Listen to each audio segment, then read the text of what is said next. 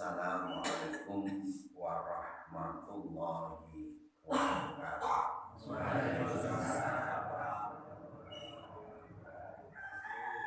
Innal hamdalillah nahmaduhu wa nasta'inuhu wa nastaghfiruh. La haula wala quwwata illa billah. Asyhadu an la ilaha illallah wahdahu la syarika lah. Wa asyhadu anna Muhammadan abduhu wa rasuluhu la nabiyya ba'dah. Ibu, bapak, jamaah pengawasan, jamaah pengajian Purwo, jamaah pengajian Muhammadiyah Purwo Selatan, yang dimuliakan Allah, mudah-mudahan dan alhamdulillah kalau yang sudah kita rasakan dan mudah-mudahan akan selalu dapat karunia dari Allah Subhanahu wa Ta'ala yang sudah dan sedang kita rasakan. Bapak Ibu, pagi ini kita diberi kesempatan karena kita sehat, maka kita bisa telah melaksanakan sholat subuh berjamaah, atau mungkin yang tadi sholat subuhnya di rumah sendiri, tetapi minimal sholat subuhnya sudah terlaksana. Dan mudah-mudahan pagi hari ini kita bisa menyelesaikan taklim, kita belajar bersama-sama. Bapak Ibu, monggo nanti beberapa hal bisa menjadi pengetahuan tambahan, pengetahuan atau pengetahuan yang bisa diingat ulang supaya langkah-langkah kita selalu dalam tuntunan ajaran agama, atau selanjutnya kalau memang perlu untuk diamalkan kita bisa mengamalkan sedikit demi sedikit supaya keagamaan kita semakin meningkat. Yang kedua, sholawat dan salam semoga terlimpahkan kepada junjungan Nabi kita Muhammad Sallallahu Alaihi Wasallam.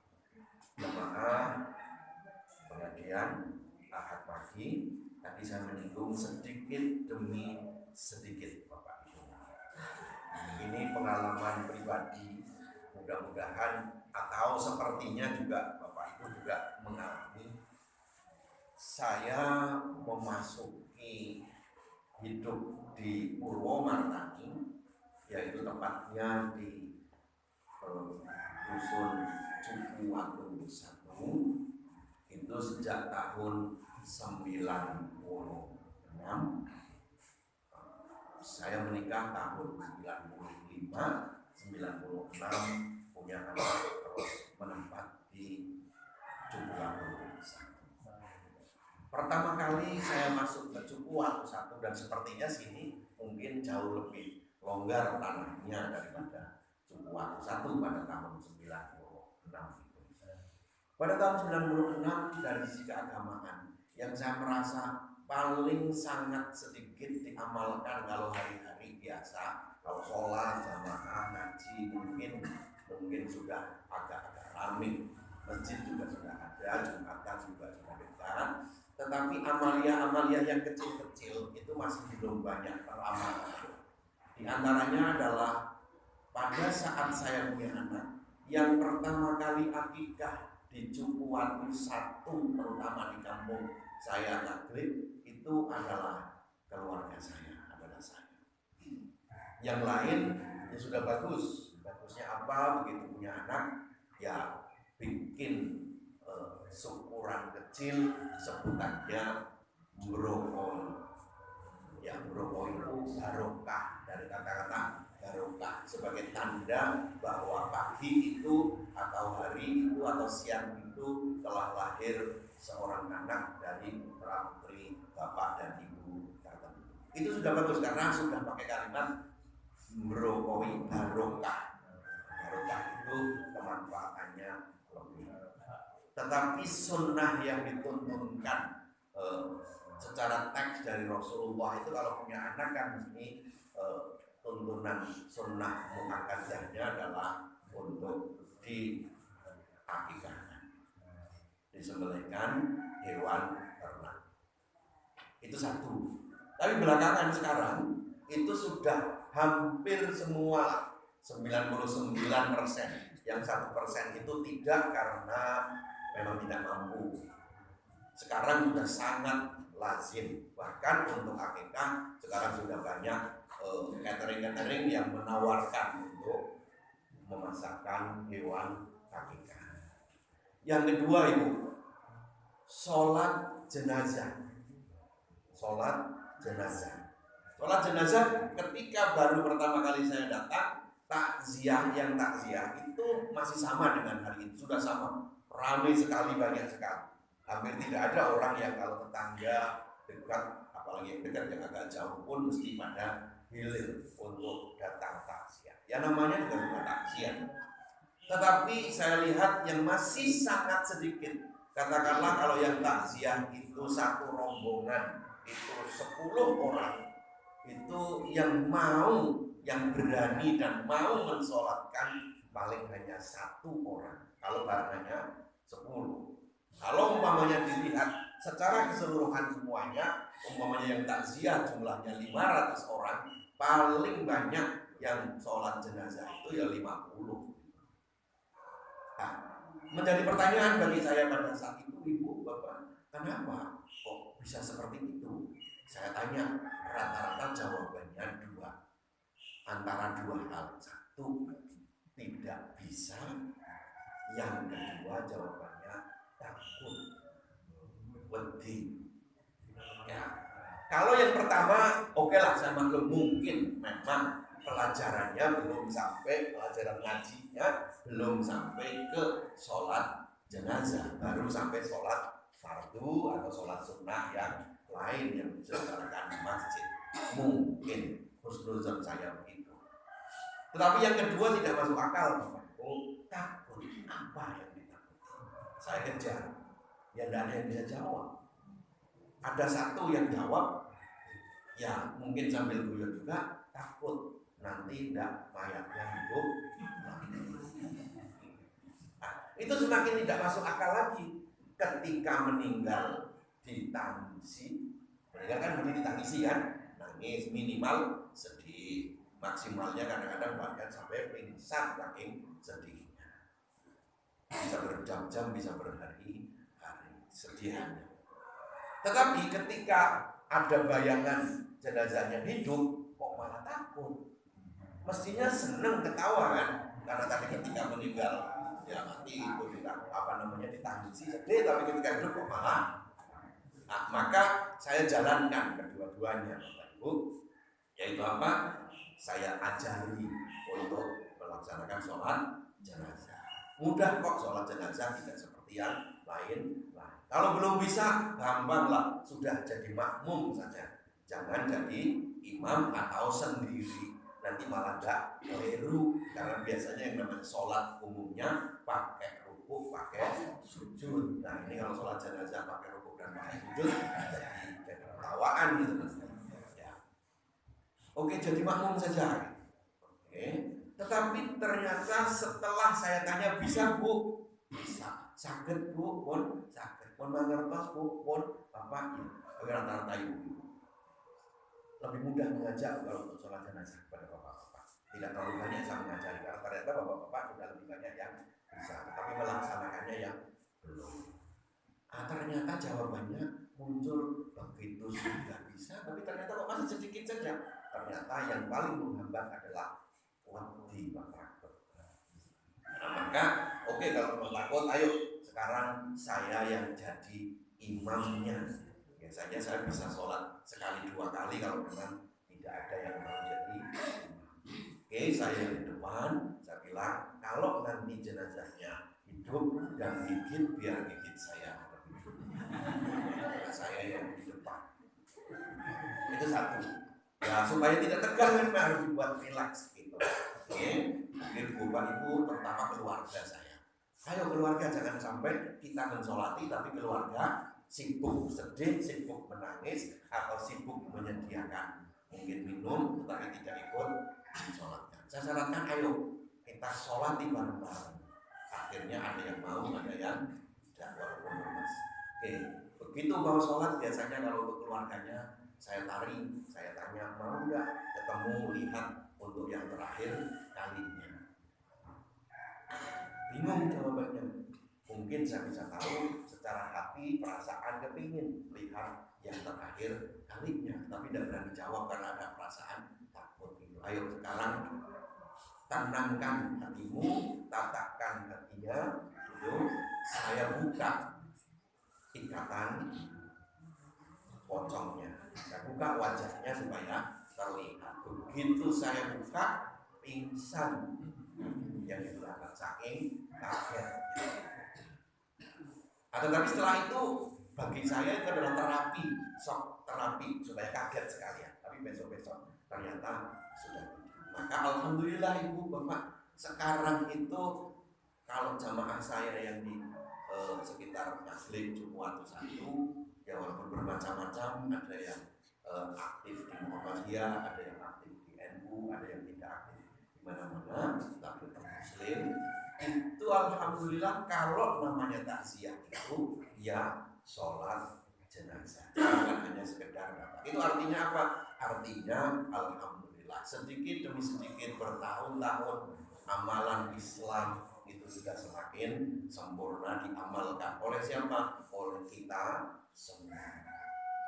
Bapak Ibu, hari ini sedikit mudah-mudahan ada ilmu yang baru. Antaranya adalah begini. Bapak Ibu, dalam beragama, agama apapun, apalagi agama Islam, mesti biasanya terpilah menjadi 3 kelompok, kelompok pengamal, penganut ahli agama. Jadi gini, yang paling banyak adalah yang paling bawah, nanti sedikit agak banyak yang di tengah, yang paling sedikit yang paling atas. Itu bukan hanya juga ketika orang beragama, dalam pekerjaan, di kantor, di perusahaan, itu juga begitu Bapak. Yang paling banyak adalah pekerja. Nanti di atasnya mungkin pengawas. Kalau di perusahaan, di pabrik, yang di tengah adalah manajer.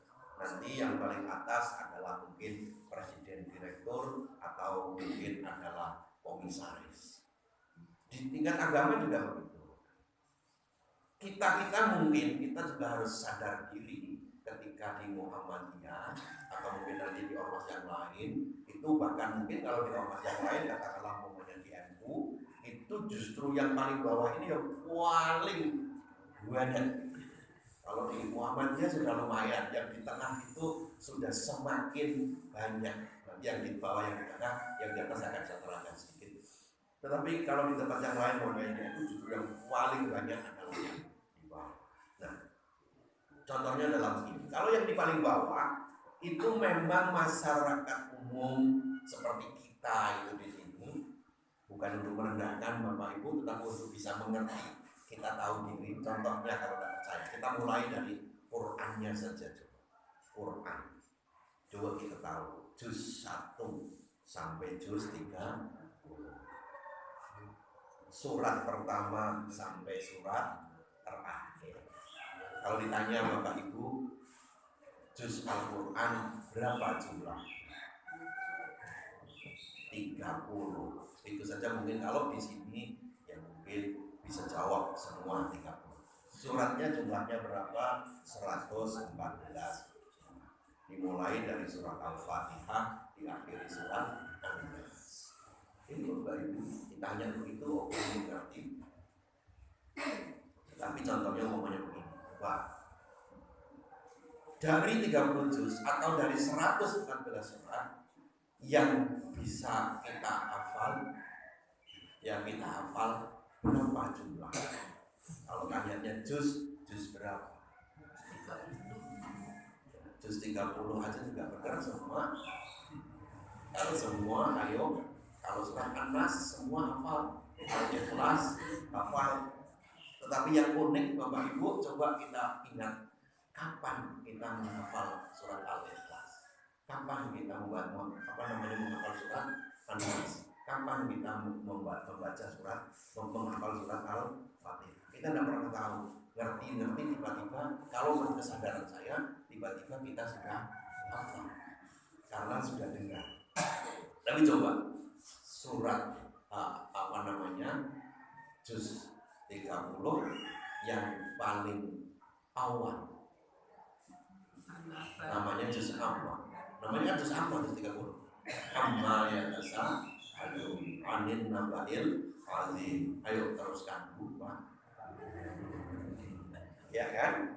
Ya kita harus tahu itu, ya harus sadari itu karena memang tidak semua orang punya kesempatan dan punya kemampuan untuk menghafal.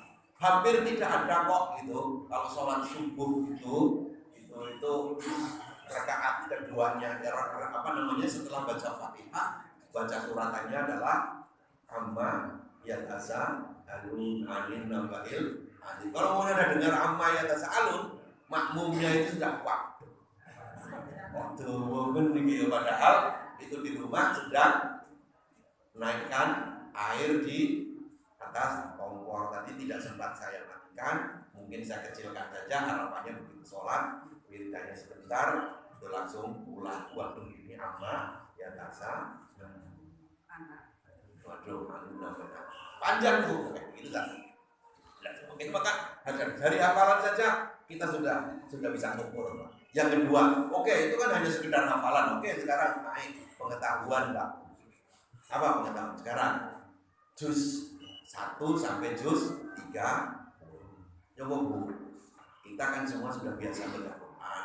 Bahkan mungkin sudah punya target 1 hari 1 halaman. Sehingga 30 juz 1 Al-Quran nanti selesai berapa bulan. Atau bahkan mungkin 1 hari 1 juz. Atau bahkan 1 hari 5 juz. Pernah Bu Pak tadarus sehari dapat 5 juz? Mungkin pernah kemarin ketika pas pandemi semuanya takut mati, bingung di rumah mau ngapain, sehingga setiap habis sholat fardu 1 juz, sehingga dalam sehari dapat 5 juz. 6 hari sudah khatam Al-Quran. Mungkin pernah, tetapi tidak bisa terus. Oke, saya lanjutkan sekarang juz 1 Pak. Juz 1 itu dimulai dari kalimat apa coba? Yuk. Juz 1 dalam Al-Quran itu yang kita baca, yang kita punya, Quran yang panjang dengan semua punya di rumah atau mungkin di masjid. Yuk, yang di HP punya itu dilihat. Juz 1 itu dimulai dari ya, kalau Bismillahirrahmanirrahim ya semua. Yuk. Dari Bu, dari Pak. Iya, jadi bisa jawabannya, tidak bisa menjawab, bingung. Atau jawabannya ada yang bilang Fatihah, Al-Fatihah, ada yang bilang Al-Baqarah. Coba kalau dilihat di Quran yang fisik itu juz 1-nya itu dimulai dari surat Al-Baqarah. Angka 1-nya adalah di surat Al-Baqarah. Alif Lam Mim adalah juz pertama dari surat Al-Baqarah. Nah, kalau dimulai dari itu, mamanya jawabannya Bapak Ibu begitu, karena di Quran memang begitu. Pernahkah Bapak Ibu merenung ketika baca Quran? Lah, kalau begitu Al-Fatihah masuk juz berapa? Juz 1 tidak, karena dimulainya dari surat Al-Baqarah Alif Lam Mim. Di juz 30 juga tidak masuk. Kapan kita bertanya tentang itu? Ya mungkin tidak. Mengapa? Ya karena kita memang levelnya Bapak Ibu di tempat umat yang memang cukup mendengarkan, cukup mengerti saja. Ning nek nganggo agama, nganggo mikir itu rodok ya mungkin baru tahunya kalau perlu dijelaskan. Siapa yang menjelaskan? Yang menjelaskan, yang menerangkan adalah penganut agama yang level menengah, yang level kedua, sing rodok ngerti. Nah Bapak Ibu harus bersyukur Bapak Ibu, pengajian di masjid ini, di Purwosolatan ini banyak tokoh-tokoh yang level kedua, bahkan di level yang pertama. Loh, para pengurus PP Muhammadiyah itu kan hari-hari pengajian di sini. Ada Pak Priyatna, ada Pak Krisno gitu, ada Pak Ustadi, itu kan orang-orang yang ada di PP Muhammadiyah pimpinan pusat. Dari sisi struktur organisasi juga orang-orang yang di paling puncak, dari sisi pengetahuan juga beliau juga sudah orang yang paling puncak itu bisa memberi pengetahuan, menularkan pengetahuan apa yang menjadi garis di Muhammad. Nah, contoh yang kedua yang coba besok ini tadi kan diumumkan hari ini akan Ruqyatul. Pertanyaannya, mengapa perlu ruqyah? Toh tidak usah ruqyah, sudah dipastikan hari rayanya tanggal 29.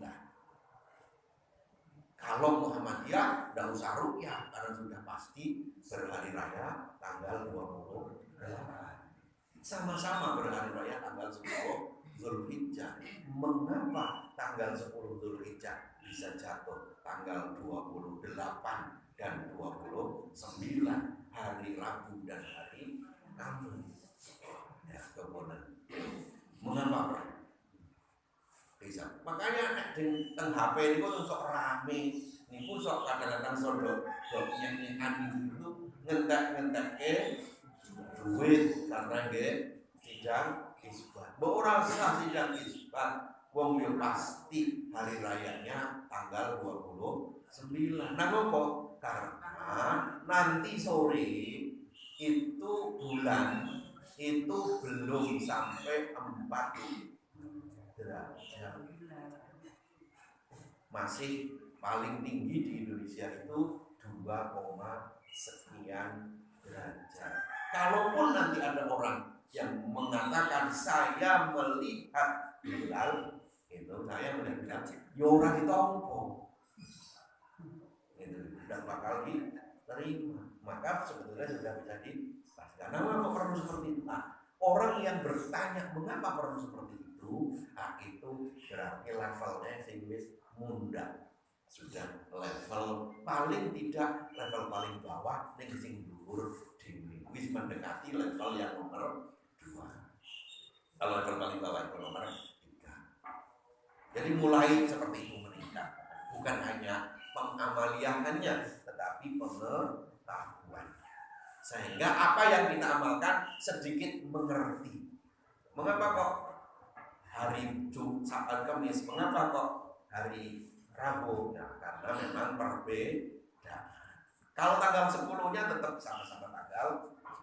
Nah, terus kita ikut yang mana? Ya kalau Muhammadiyah ya sudah konsisten, tumanina pun manut, karena kita orang yang tidak mengerti betul tentang apa itu tanggal 1. Angel lupa. Saya sendiri berpuluh-puluh kali jadi ketua panitia pelatihan hisab dan ruqyah, sampai mengawal ke lapangan melihat ruqyah, tetapi sampai hari ini juga tetap urung iso ngerti.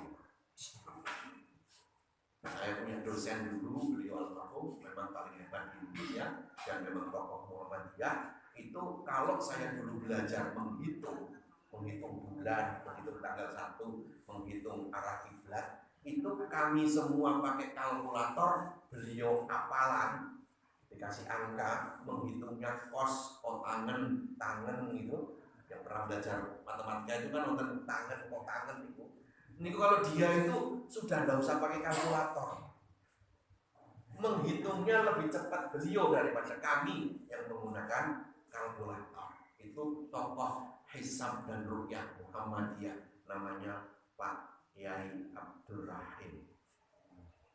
Itu luar biasa. Beliau orang-orang seperti itu yang memang ada di level pertama untuk urusan tanggalan. Ini urusan yang lain beliau bisa turun jadi level yang kedua. Contohnya apa? Problem tentang ekonomi Islam umpamanya, problem tentang ilmu fisika, ilmu biologi. Kalau fisika ruqyahnya, fisika bulannya dia nomor 1. Jadi bisa jadi orang yang atas bisa turun ke bawah untuk pengetahuan yang contohnya. Sekarang kita masuk sedikit tanggal 10-nya Bapak Ibu. Tanggal 10 bulan Dzulhijjah ini apa yang kita peringati Bapak Ibu? Yang kita peringati adalah peristiwa nomor peristiwa Ismail kalian bapakipun romonipun nggih menika Nabi Ibrahim. Nah itu Pak, Ismail dan Ibrahim. Jawabannya memang begitu Pak, tetapi begini coba di Quran kita ingin ngetes betul. Artinya untuk membuktikan bahwa ya memang ya level kita dan kita harus tahu diri juga dan juga pengetahuan itu berbeda. Di Quran itu ya ono Pak. Kalau nanti belajar sendiri langsung kepada Quran malah bingung. Karena nanti di surat As-Saffat ayat 99 sampai 103 itu kan berbicara tentang proses, tentang kasus Nabi Ibrahim mulai mimpi atau bahkan mulai didatangi oleh di tempat yang lain didatangi, tapi di situ mulai mimpi akan dikabulkan doanya oleh Allah karena sudah sepuh, sudah tua tapi tidak punya anak, punya keturunan. Itu terus oke, saya kabulkan. Tetapi pada zaman Nabi Ibrahim tidak seperti zaman Nabi Muhammad. Pada zaman Nabi Ibrahim atau zaman Nabi-Nabi sebelumnya biasanya malaikat itu datangnya benar-benar fisik seperti tamu bertamu. Dan malaikat bertamu itu ya soalnya Nabi malaikat Jibril itu ya Mikail. Kalau dalam bahasa Inggris Gabriel dan Michael. Anggih Pak, bahasa Inggrisnya itu memang Gabriel dan Mikael, Jibril dan Mikail. Tonggo kula jenenge Michael cilik Pakuan niku, anak kula nyebut Mucel. Ya itu kan. Datang memberi kabar Ibrahim, saya diutus Allah besok pada kabar gembira kamu akan dapat keturunan. Kalimatnya kalau dalam Al-Quran di surat As-Saffat itu bil-ulamin fabasyarnahu bil-ulamin halim, akan kami beri ulam anak laki-laki yang halim, yang ya halim itu ya pinter, ya cerdas, ya sopan santun, pokoknya lengkap. Tetapi dalam Al-Quran itu terus disebutkan di ayat selanjutnya ketika anak itu sudah dewasa. Mengapa begitu? Seperti cerita Timun Mas itu. Kepingin punya anak, terus akhirnya dikasih apa? Dikasih biji timun atau kasih biji timun ya? Kalau Timun Mas ceritanya ini kan juga iya. Tetapi mengapa berdoa lama? Ya Allah, saya mudah-mudahan diberi keturunan nanti. Kalau saya diberi keturunan betul, akan saya persembahkan anak saya untukmu ya Allah. Benar ditagih oleh Allah begitu anaknya sudah dewasa. Itu apa? Kalimatnya kalau dalam Al-Quran, ya bunayya, wahai anakku, ini kata-kata Ibrahim. Ini arofil mana? Saya bermimpi, saya melihat di dalam tidur. Kalau dalam kitab-kitab tafsir, kitab-kitab hadis, kitab-kitab fikih, mimpinya Nabi, mimpinya para Nabi itu sebanding, sejajar, semisal dengan wahyu. Nah, kalau mimpinya kita kan warna-warna, pas lagi tagihan utangan gitu ya, lek mimpi dioyak-oyak wong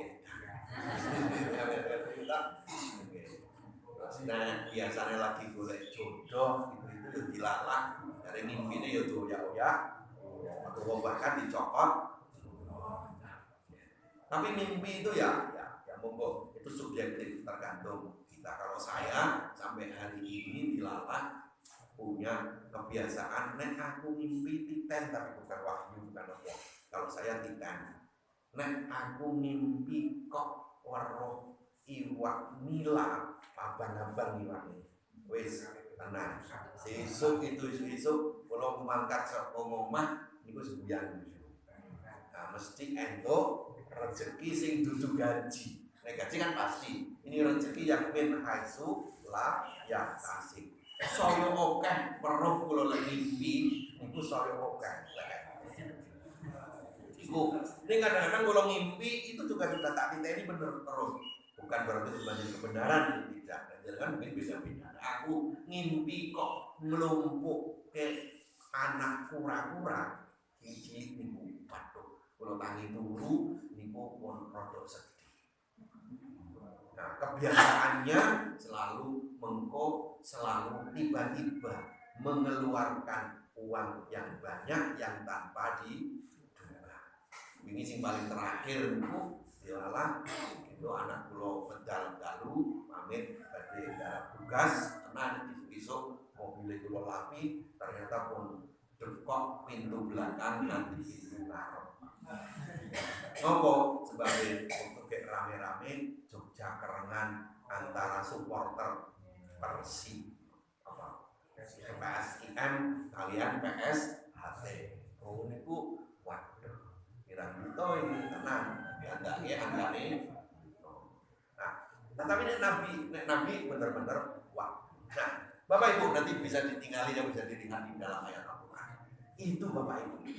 Nek kita merasa hebat, tetapi sebetulnya kita di level yang paling bawah, itu nek maca Quran langsung tanpa dibimbing, itu kadang-kadang bisa menjadi keliru.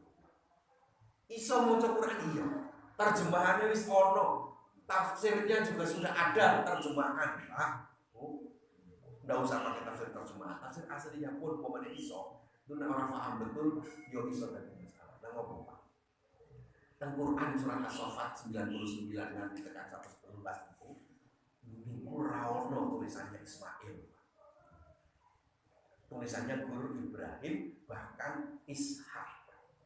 Pengisor dhewe ayat nomor 111 itu yang muncul bahasanya yang muncul anaknya Ibrahim jenenge Ishak buatan yang Ibrahim karena kalimatnya hanya ya bunayya wahai anakku sehingga orang-orang Yahudi orang-orang Nasrani sampai hari ini meyakini yang dikorbankan yang ditaruh di atas alal jabin kalau dalam Al-Quran itu kata Allah nanggon tataan sing arep nggo nek awake dhewe niku nek kurban niku kan napa wonten kayu napa wonten gebok niku tataan niku yo Ishak sanes Ibrahim. Jadi tradisi sebetulnya ceritanya podo tetapi endingnya yang apa bukan endingnya apa tokoh utamanya yang agak berbeda. Yahudi dan Nasrani sama, ada proses Ibrahim mimpi, ada proses penyembelihan pengorbanan anak yang tidak jadi diganti bidibin ya dengan sembelihan hewan yang besar azim itu prosesnya sama. Ning tokoh utamanya yang agak berbeda. Dan di dalam Al-Quran itu kadang-kadang merosok mikir iki yo Gusti Allah iki piye to ya? Kok yo ora konkret menyebut nama sehingga nopo? Sehingga tidak jadi masalah di kemudian hari. Nah kadang-kadang sok rodok berutulan olah umpama kadang-kadang mikirnya piye ya Gusti Allah kok yo iki. Karena sampai hari ini tidak selesai, Pak. Umpamanya ini kok coba dan jangan pakai golek terjemahan. Nek guru terjemahan itu yo. Terus lebih gede mana? Aku iso kok maca tafsir gitu, tafsir. Coba Pak, tafsir Quran sing paling lawas, artinya paling mendekati zaman Nabi, niku diantaranya adalah tafsir At-Tabari. Nek sampai hari ini, saking termasuk hebat tafsir At-Tabari lan gede towo, tafsir At-Tabari urung diterjemahke Pak. Karena nek umpamane terjemahke durung karuan laku dijual karena rumit bacaannya dan bowo kitabnya jilidnya agak banyak. Itu tafsir At-Tabari, tokoh imam besar tafsir diakui di seluruh dunia itu berpendapat Pak, sing dikurbankan niku senes Ismail tetapi Ishak. Padahal muslim, padahal tokoh Islam lho Pak. Nah umpama pengajian begitu sekarang umum mereka yo Pak Ustadz Abdul Somad itu di YouTube itu ngomong begitu, itu iso di antem wong sak Indonesia. Wah ini Abdul Somad sudah jadi Yahudi, sudah jadi Nasrani. Padahal mungkin Ustadz Abdul Somad hanya mengutip kitab tafsir At-Tabari. Yo coba Pak. Nah, nanti oh Pak boleh tafsir liyo Pak yo. Tafsir anak muridnya agak jauh, Imam At-Tabari, tafsirnya rada pendek tetapi sangat terkenal. Nah, kalau ini pun diterjemahkan karena kebetulan kalau aslinya kira-kira sekitar 4-5 jilid.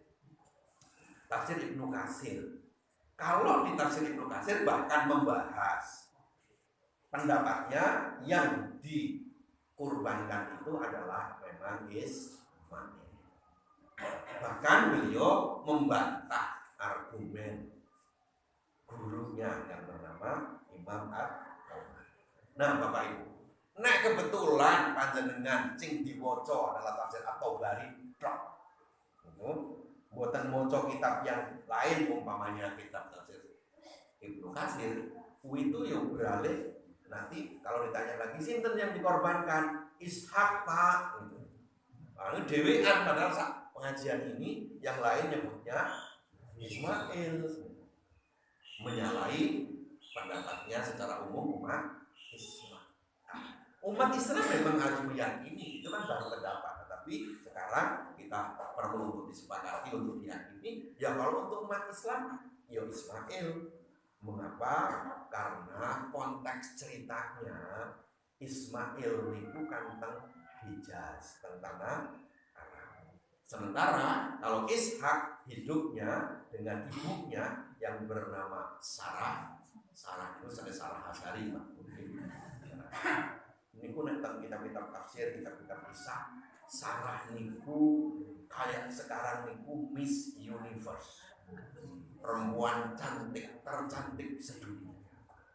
Nah, ketika punya istri perempuan tercantik sedunia, kok terus diberi wahyu oleh Allah, Ibrahim, nek kowe kepengin duwe anak, saiki nang omahmu kuwi eneng pembantu jenenge Hajar. Jenenge mawon Hajar. Hajar niku artine watu ireng. Watu candi niku Hajar, ireng watu ireng. Sing pondasi watu putih tapi watu ireng. Ya bisa dibayangkan ceritanya Hajar pasti tidak secantik Sarah. Lha mosok Miss Universe itu kok dimaru karo pembantu. Yo jengkel to. Nek dimaru utawa dipoligami dengan sesama Miss Universe ya mungkin ora pati gelo. Tetapi ini kok jauh banget, jadi sing diarah apa. Maka tidak heran nek sampai hari ini Bapak Ibu secara psikologis yang paling jealous, paling tidak suka dengan Islam itu ya Yahudi dan Nasrani. Karena merasa direbut keharmonisan keluarganya, proses kenabiannya Bapak Ibu. Karena apa? Karena anak keturunan Ishak itu sampai ke bawah setelah Nabi, setelah Ishak sampai ke Nabi Isa itu semua keturunannya Ishak. Hanya ada satu Nabi sesudah Ishak dan Ismail.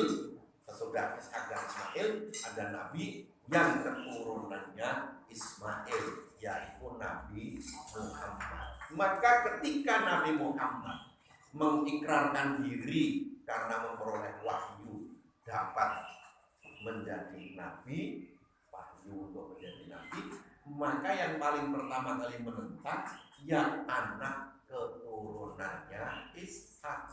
Karena kowe iki sapa? Nek sing jenengane Nabi itu yo ya turunanku, utawa kalau tidak ku yo turunannya Nabi Ishak ini keturunannya sopo kok tiba-tiba Nabi. Tidak ada tradisi dari orang Arab menjadi orang. Dan itu menariknya Pak. Arab sebesar itu guru dikei Nabi siji dari Islam. Tetapi bangsa Israel itu dikei Nabi Tetapi yang lebih hebat lagi adalah orang Islam di Indonesia. Orang dikei Nabi gitu ya. Guru maksimal oleh Allah itu guru dikei wali. Kui baik hari ini masih ada teman-teman kita sesama muslim, terutama yang dari Salafi, itu tidak terlalu percaya bahwa yang menyebarkan Islam di Indonesia adalah para wali. Nah, terus kalau bukan wali, sopo? Ya paling tidak kalaupun dia bukan wali, ya paling tidak ya wong hebat. Mengapa hebat? Karena bisa menggantikan agama mayoritas, yaitu agama Hindu dan agama Buddha sebelumnya menjadi mayoritas agama Islam. Dan itu kadang-kadang Pak, itu memang agak rumit sedikit, tetapi ini sudah tidak terlalu konsentrasi, pinter panitianya gitu. Kalau pengajian, kumpulan, itu ben cepet rampung kayak ini. Terpecah konsentrasi. Padahal isi jam 6 seperempat jam mulai Pak. Nah, ya, tolong ya, sabar. Latihan sabar. Pun ini waktu ke Ramadan kan juga iya kamu, ibu masak, bapaknya mau mampu masak aneh enak, tetap sabar belum waktunya berbuka. Ini juga iya waktunya. Tapi kalau sudah tidak kuat, monggo bisa nanti saya sendiri saya. Oke. Lagi Bu, namanya begini, contoh dekat dengan kita, Pak Bu, pandangan kadang-kadang kulit Prambanan itu hebatnya Prambanan. Buat batu sebegitu hebat, terus yang selatan, yang Candi Prambanan itu adalah Candi Hindu, yang Candi Sewu di utara itu adalah Candi Buddha. Yang buat percandian Buddha itu adalah negara Hindu. Jadi tradisi istilahnya kalau hari bahasa hari ini adalah toleransi, itu toleransinya sudah hebat. Jadi negaranya penganut Hindu, tapi membuatkan candi untuk agama Buddha. Nah, bedanya mungkin sederhana Bapak Ibu, nek Kristen niku salibnya tidak ada gambar orangnya yang disalib, niku Kristen Protestan. Nek salibnya ada gambar Yesusnya, berarti itu Katolik. Jadi tidak usah ditanya, masuk rumah orang Nasrani, kalau salibnya ada gambar orangnya itu Katolik. Kalau di rumahnya ada patung Bunda Maria, itu orang Katolik.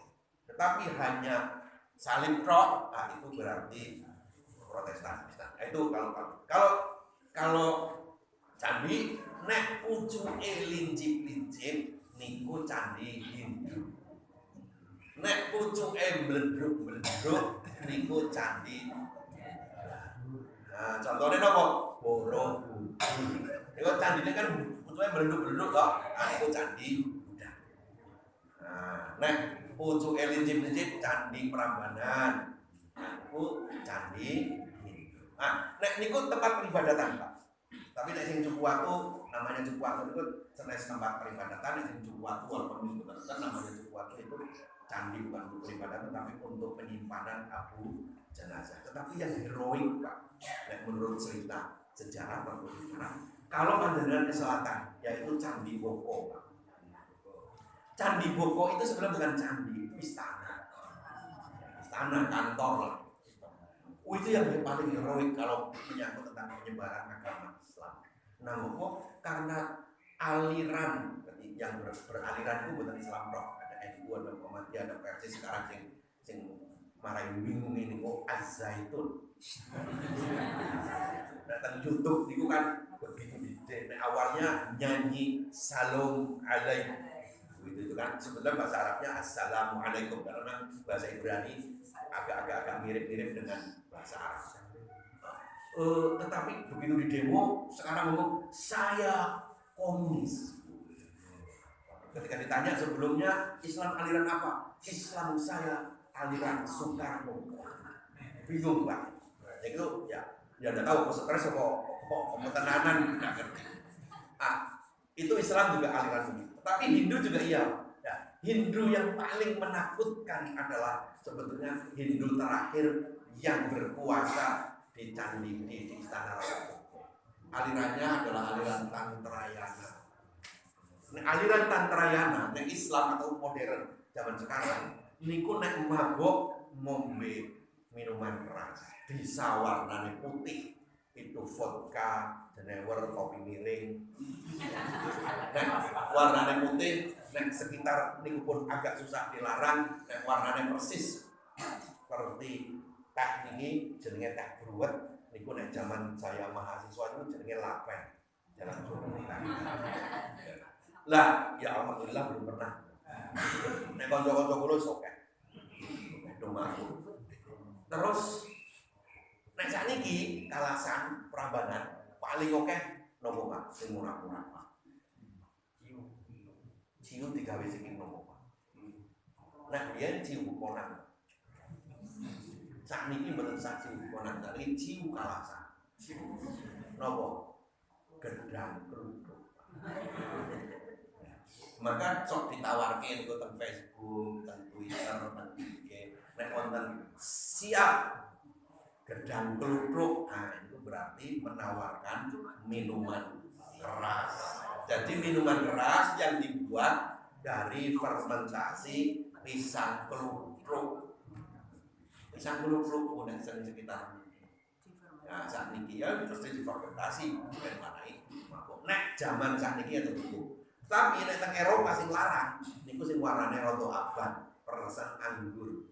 Nek zaman Hindu Tantrayana itu yang diminum adalah anggur merahnya adalah darah. Darah apa? Ibadah, zikir sampai seperti untuk mempercepat supaya istilahnya supaya nek kaya jatilan niku nganti tekan.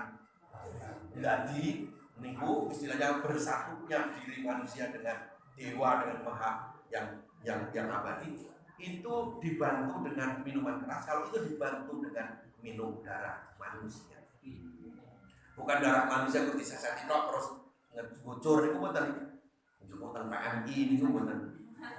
Niku yang dikorbankan, yang dibunuh, yang dikorbankan manusia. Dan biasanya yang susah itu adalah mesti mintanya adalah darah perawan. Selalu jadi korban adalah itu perempuan yang belum. Wah, itu kan seperti itu kan menakutkan.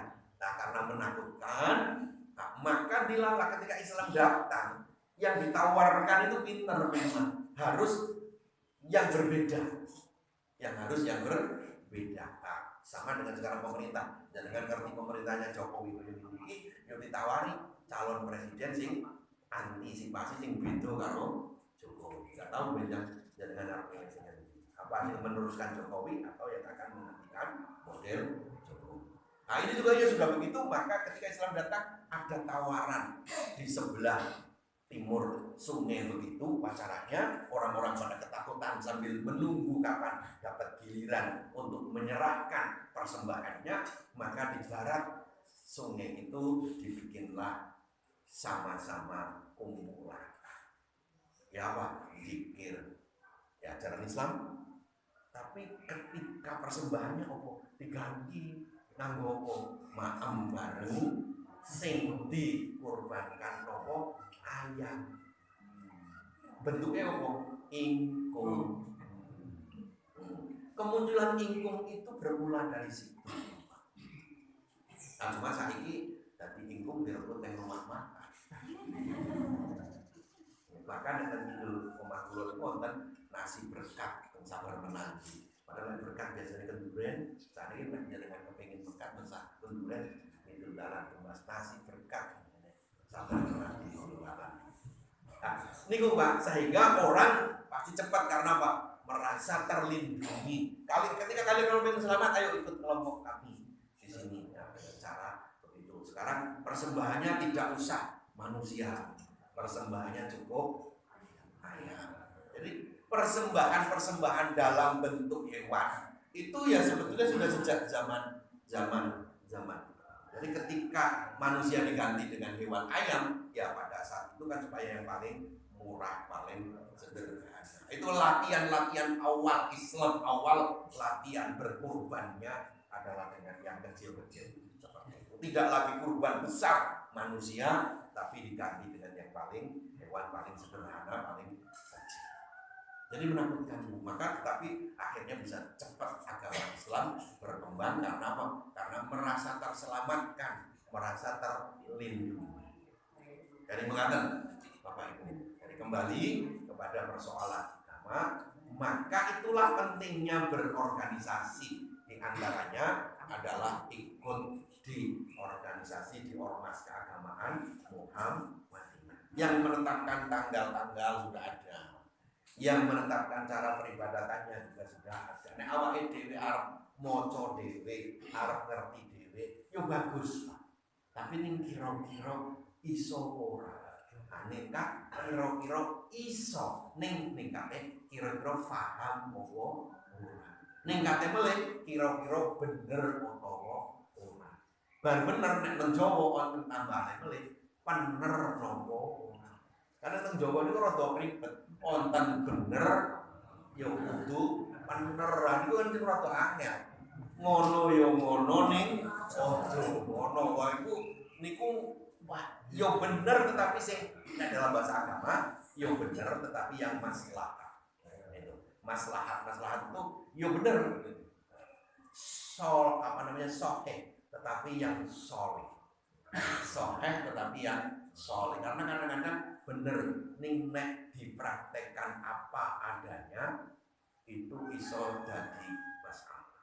Contoh kecil, ibuke masak, Pak, piye rasane? Asin. Jan tenan, asin banget. Niku iso dadi masalah. Ibu nggih. Iso dadi perang. Kayak gitu. Jadi ya benar tapi harus benar. Ya, benernya gimana? Untuk tidak berbohong, mungkin bisa katakan yo enak. Ning nek umpama iki karena bapak saiki wingi bar priksa jare tensine dhuwur, jare dokter niku yo aja kopian nek makem terlalu asin. Coba bu iki ketoke nek untuk ukuranku ketoke yo kasinen nek. Daripada sesuk buka terus. Kenikmatan di antara kenikmatan itu kan buatan nunjuk obat, Pak. Kalau ngerasake 2 tahun ngombe obat itu yo pegel. Akhirnya dokternya kalau mau jebel karena ngomong begitu terus 2 tahun, dokternya ngomong kapan saya berhenti dokter minimal kurangi. Pendapat ini seumur hidup Pak dokter. Seumur hidup. Padahal kalau sih kepingin tekan umur 70 sih. Berarti sih paling murah sih 15 tahun beli waduh atuh men yo. Akhirnya kalau kurangi sidik akhirnya mandek total. Tapi terus yo diperiksa terus ternyata yo tensinya yo normal terus nih. Mboten nate mudah artinya standar di 120 di 125 per 80 per 90. Padahal kondisi dokter untuk saya pernah sakit opnam karena jari tensi dhuwur niku ponisnya dokter spesialis jantung ngomongnya pokoknya seumur kadang-kadang kan. Nah begitu sudah tidak minum obat nikmatnya luar biasa. Hanya sekedar tidak minum obat. Tapi kadang-kadang justru nikmatnya hidup itu minum obat. Karena orang minum obat ya terus lemes, orang minum obat ya terus ngantuk, orang minum obat ya terus sesak. Kalau yang masih seperti itu, ya usahanya harus tetap minum. Lah saat ini boleh persis jam 6.15. Maka sekali lagi saya simpulkan Bapak Ibu monggo itu kita harus tahu diri, kita harus mengerti. Nah kira-kira kita tidak mengerti itu lebih baik kita bertanya. Ojo ijtihad dewe, ojo mutusi dewe. Nek wis Muhammadiyah, wis pengajar itu Muhammadiyah, yo sesuk aja mutusi dhewe, aku tak melu sing dino Kemis.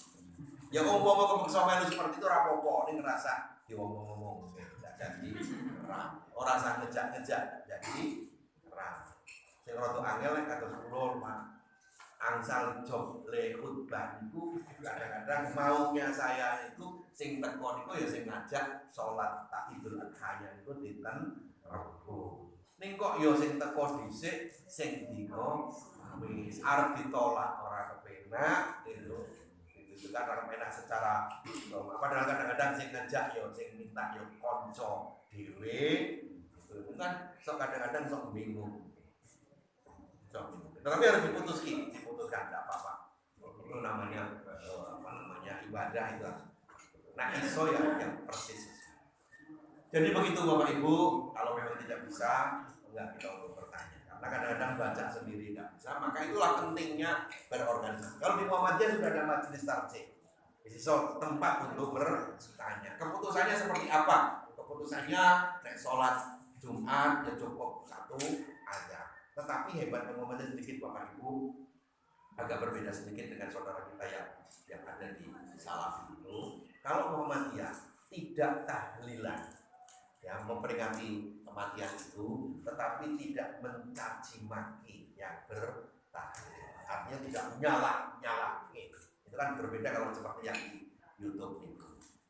Muhammadiyah memutuskan kalau sholat subuh tidak perlu pakai tambahan kunut. Ya sudah berarti itu tidak harus nyala-nyalanya yang Nah itu kekhasan putusan tarjih Muhammadiyah itu kan ada di situ. Nah, tokoh-tokoh tarjihnya kalau yang di sini dekat, di sini kan Profesor Samsul Anwar, terus yang ada di bawahnya adalah Pak Supriyatna yang ada di sini. Coba Bapak Ibu kalau umumnya mau baca putusan-putusan tarjih itu tidak ada putusan-putusan yang kalimatnya kontroversial, artinya ketika kita putusan begini yang sana pasti salah, yang sana pasti bid'ah, yang sana pasti masuk neraka. Di putusan tarjih tidak ada seperti itu. Kita hanya memutuskan menurut pendapat kami ini pendapat yang paling benar sehingga kami mengamalkan yang ini sudah cukup ya.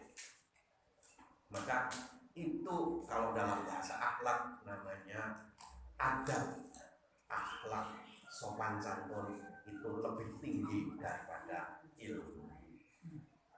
Maka sopan santun, adab, tata krama itu juga penting dalam bermuamalah beribadah dengan saudara-saudara kita yang berbeda keputusan atau berbeda. Bismillah, monggo kita akhiri. Mudah-mudahan sekali lagi ilmu yang saya berikan kalau ada manfaatnya dan mudah-mudahan ada manfaatnya sebagai pengetahuan, tambahan pengetahuan. Kalau ada yang perlu diamalkan untuk kita amalkan sedikit-sedikit supaya kita dalam beragamanya semakin sempurna. Allahumma amin. Assalamualaikum warahmatullahi wabarakatuh.